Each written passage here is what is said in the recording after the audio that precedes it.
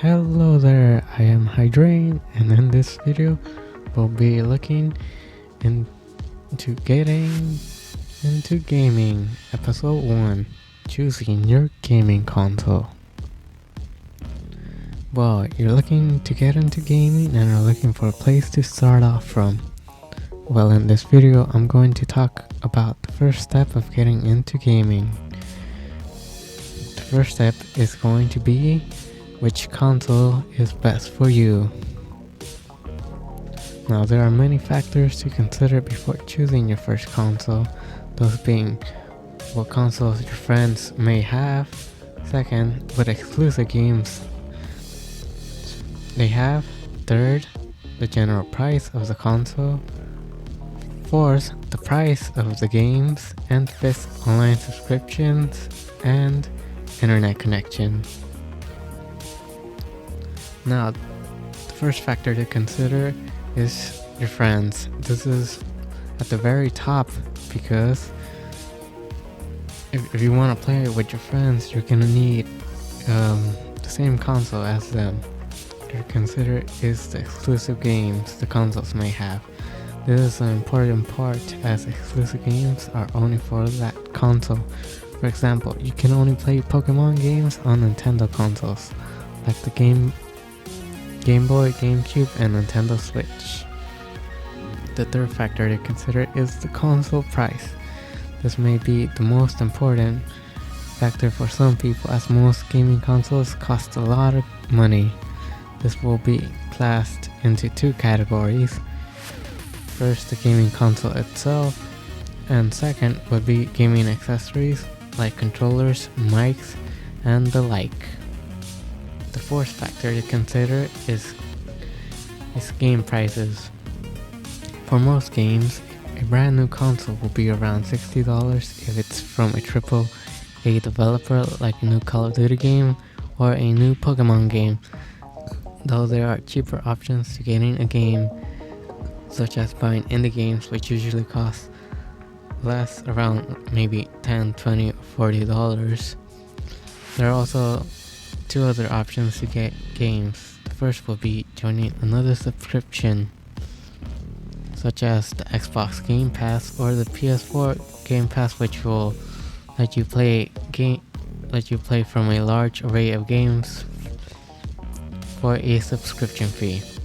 Second would be to wait for a game to go on sale.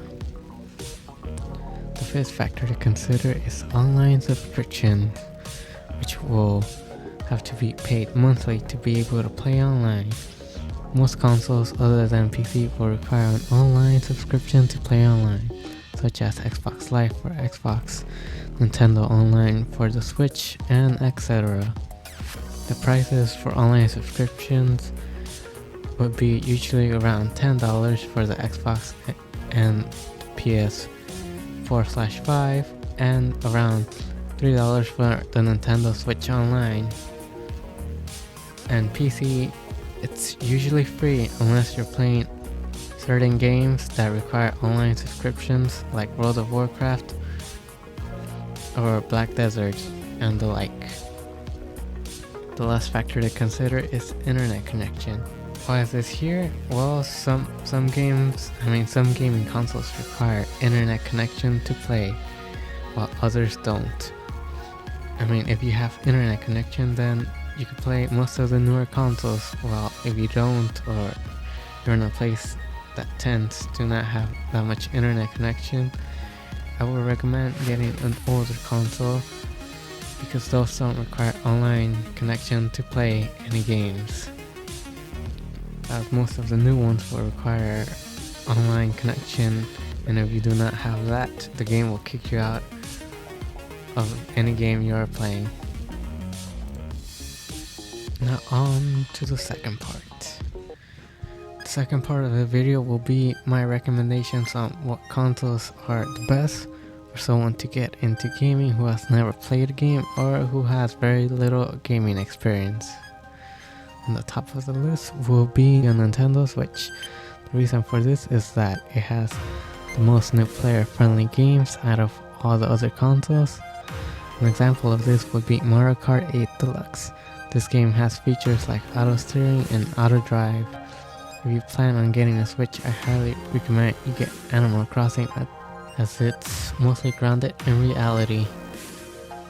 So a player can go and grow at their own pace without the difficulty ever increasing and without the game requiring you to figure out something that normally wouldn't be in real life. Also, there will also be the cons. Here will be the pros listed neatly, and here are the cons for the Switch.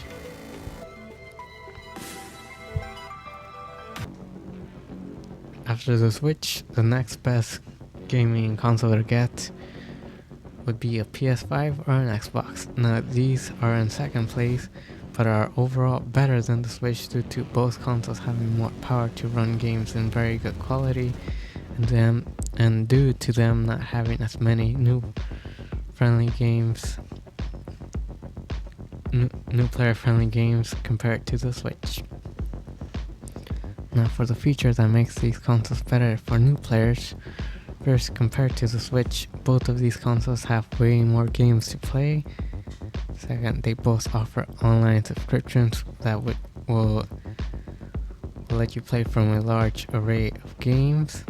Third, they both have online chat, so if you got a mic, you can talk with friends anytime. Now for the cons.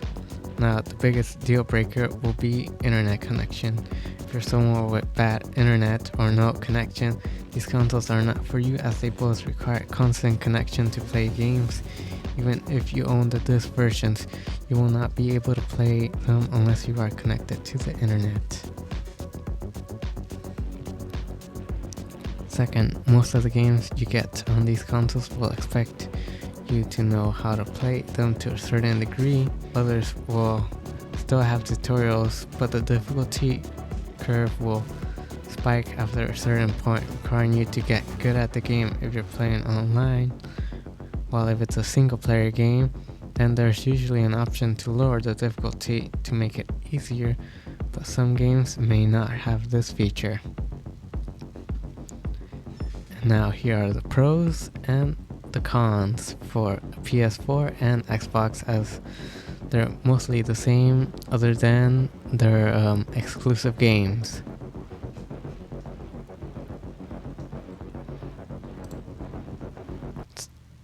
And finally we get to PC.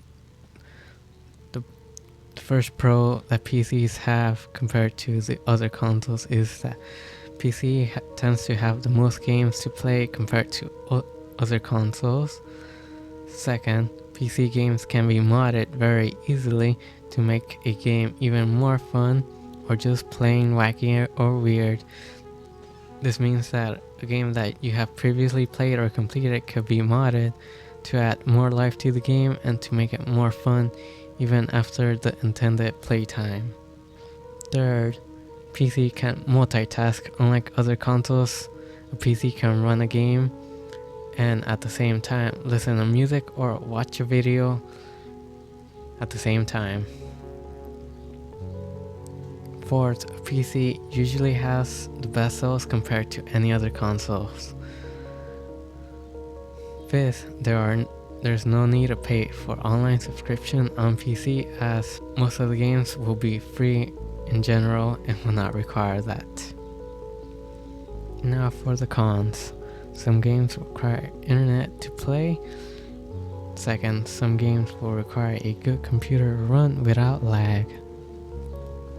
Third, PC games have the most online cheaters compared to other consoles, meaning that it may be hard to find a decent lobby without someone cheating in one way or another.